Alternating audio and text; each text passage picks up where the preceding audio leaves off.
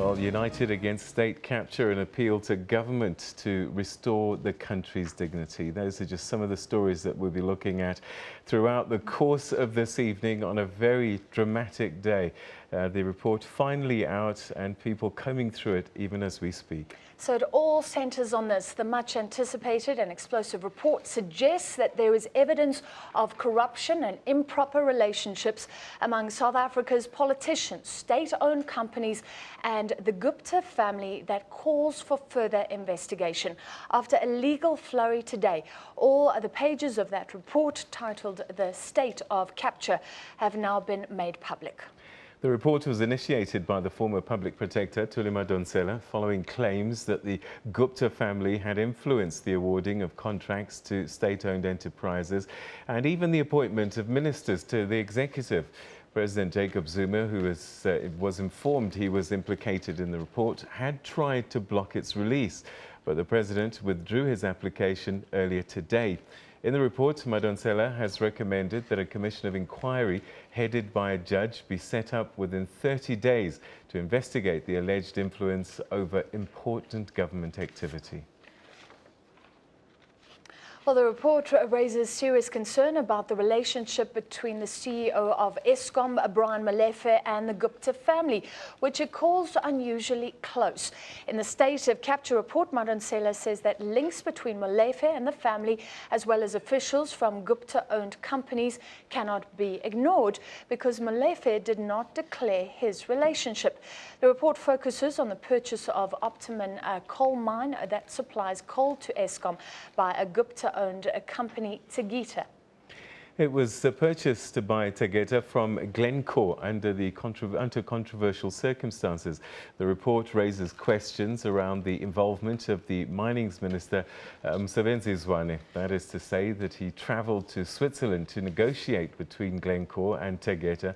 Madonsela says that it appears as though the minister acted in his personal interest whilst on the trip, and that his conduct is not in line with that of the Executive Members Ethics Act. She adds that if Zwane, the minister, travelled in his official capacity to support Tegeta's bid to buy Optimum coal mine, it would give Tegeta an unfair advantage. Well, the State of Capture report notes that several state-owned entities, including SAA, have been implicated in impropriety. Madonsela cites one of the allegations on which the report was initiated. Feki Mentor says that she was offered the post of the Minister of Public Enterprises by the Gupta family in exchange for cancelling an SAA route to India. Feki Mentor also claiming that President Jacob Zuma was at the Gupta residence when that offer was made. Now, the report also notes claims that SAA spent more than 9 million rand on purchasing copies of the New Age newspaper owned by the Gupta family. The former public protector says in the report that she has decided to investigate the contract awarded by SAA to the New Age, but this would form part of the next phase of the investigation. During her interview with the public protector, a former Minister of Public Enterprises, Barbara Hogan, also made claims against the Guptas.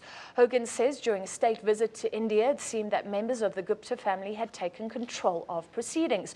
Hogan also said that Zuma made it difficult for her to do her job, the president, that is, before he dismissed her from her post.